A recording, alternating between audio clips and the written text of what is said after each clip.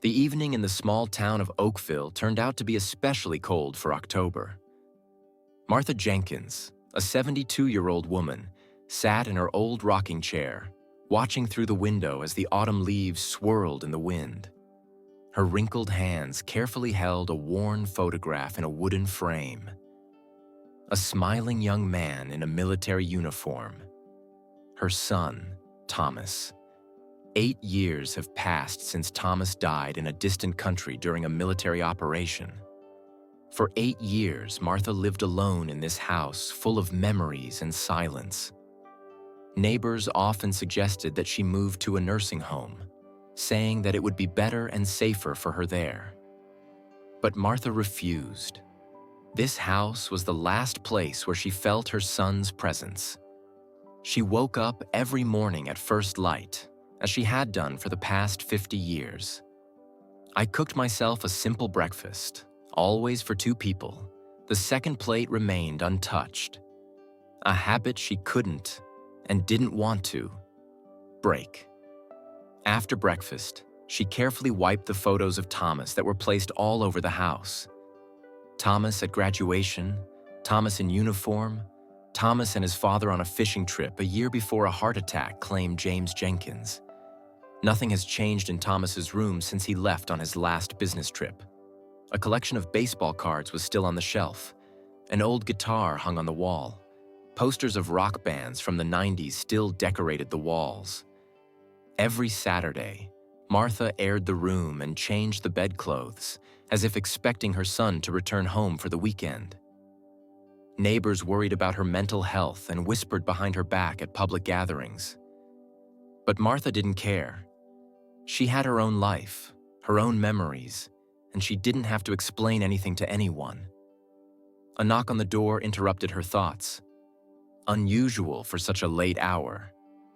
Martha cautiously approached the door, peered through the peephole. A young man stood on the porch, soaked from the rain that had begun. His face was half hidden by his hood, but something familiar slipped through his features. Martha felt a strange excitement that she hadn't felt in many years. Against all the safety rules that the neighbor's children constantly repeated to her, Martha opened the door. The young man introduced himself as Alex Green. He explained that his car had broken down a few miles away and his phone was dead. All the hotels in the area were full because of the autumn festival. He needed a place to spend the night. There was something in his eyes, a warm brown shade, just like Thomas's. There was something in the curve of his smile, in the tilt of his head as he spoke. The familiar gestures, the way he ran his hand through his hair when he felt awkward. Martha invited him in, offered him hot tea, and showed him the guest room. While Alex was taking a shower, Martha noticed his wallet on the hall table. Normally, she would never invade someone else's privacy, but intuition pushed her forward. Inside, she found a military identification card and a photograph, the one that stood on her mantelpiece. A photo of Thomas. Martha's hands trembled.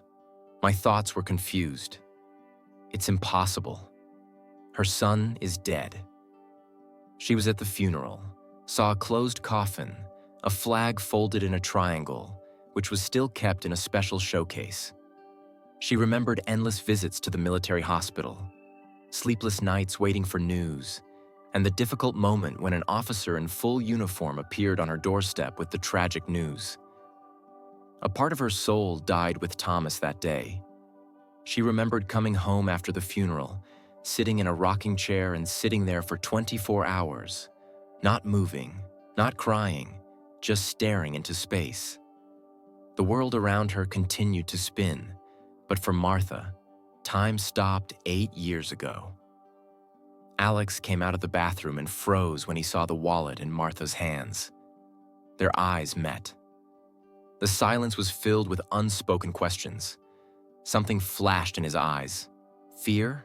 Wine? Relief? Martha couldn't understand. In the following hours, the story began to unfold by itself. Alex wasn't Thomas, but he served with him in the same squad. He was nearby when the explosion occurred.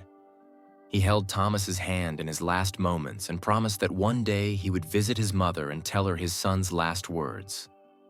But after being injured, undergoing long rehabilitation, and struggling with post-traumatic stress, he has only been able to fulfill his promise now. Alex talked, and Martha listened, afraid to miss a word. He talked about Thomas, about his bravery, how he took care of other soldiers, how he read letters to them from home when morale was low. Just before the last mission, he showed everyone a picture of his mother and said he couldn't wait to come home and help her with the roof repairs, which he had been putting off for too long. Martha found out that Thomas had saved Alex's life a few weeks before his death. While on patrol, they came under sniper fire, and Thomas pushed Alex out of the line of fire, getting shot in the shoulder instead. The injury was not serious. Thomas recovered quickly, but Alex never forgot this act. Dawn found them sitting at the kitchen table, sorting through photos and memories. Martha saw in Alex something that reminded her of Thomas, not his appearance, but his soul. The same laughter, the same compassion, the same determination to live life to the fullest.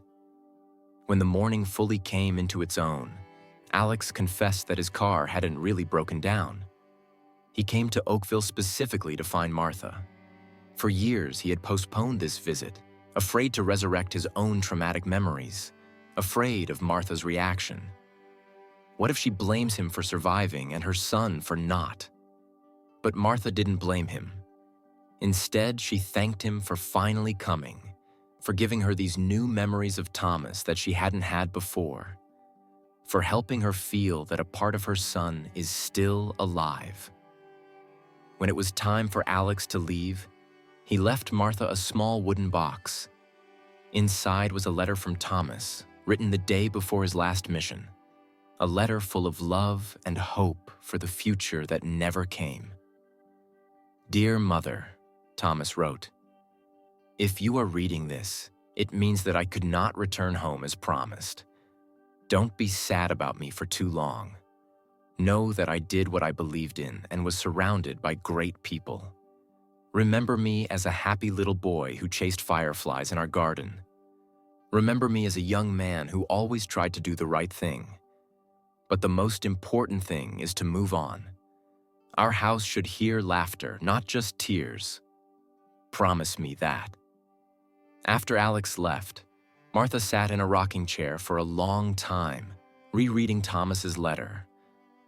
For the first time in 8 years, she allowed herself to truly mourn her son.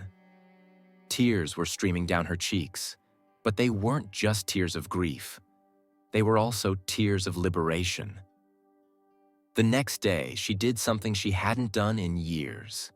She invited the neighbors over for dinner. She made Thomas's favorite dish, apple pie according to his grandmother's recipe, and told everyone about Alex's visit. For the first time in years, she talked about Thomas without feeling a sharp pain in her chest. She could remember the good times, and she could smile as she talked about the pranks he had played as a child. In the following weeks, she began to sort out Thomas's room, not to erase his memory, but to make room for a new life. She hung her guitar in the living room where everyone could see it. She donated part of his collections to the local library for an exhibition. She kept some things, gave others as gifts. Each item carried a story, a memory that she could now share. Alex returned a month later and helped her with the roof repair Thomas had mentioned.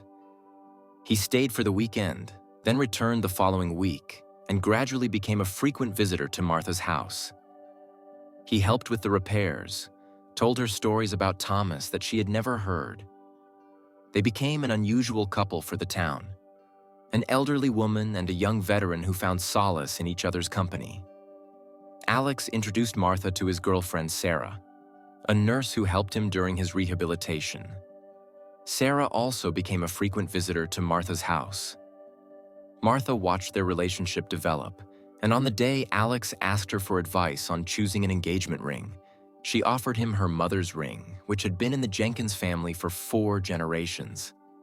In the spring, she and Alex planted a tree in the garden in memory of Thomas, not as a symbol of sorrow, but as a symbol of continued life. Martha knew Thomas would approve. By her 73rd birthday, Martha was no longer that introverted woman living in the past. She joined a local book club, started teaching cooking at a community center, and even adopted an old cat from the shelter, which she named Sergeant after her son's rank. When people asked her about the young man who visited her so often, she no longer answered evasively. She spoke with pride about Alex, his service, his friendship with Thomas, and how he had become part of her family. In a certain sense, Thomas has really returned to Martha, not in Alex's physical form, but in those stories, memories, and unexpected friendships that filled a void in her life. Every visit Alex made brought a piece of Thomas back home. The following fall, on the anniversary of Thomas's death, Martha did not sit alone in the empty house as usual.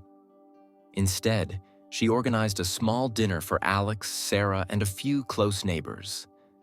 They shared their memories of Thomas, laughed at funny stories, and raised glasses to his memory. Later that evening, after the guests had left, Martha sat on the porch looking up at the stars. She imagined that Thomas was out there watching her, pleased that she had finally found a way to move on, not forgetting him, but also not allowing grief to define her life. 8 years ago, she lost her son, but now, thanks to a strange twist of fate and an unexpected knock on the door, she has found a new family. Not a replacement for Thomas. No one could ever replace him in her heart, but an addition to those precious memories that she will always cherish. When the neighbors asked Martha about the miracle that had happened in her life, she smiled mysteriously and said, "It's a long story. A story about loss, gain, and how sometimes the most unexpected encounters can heal the deepest wounds.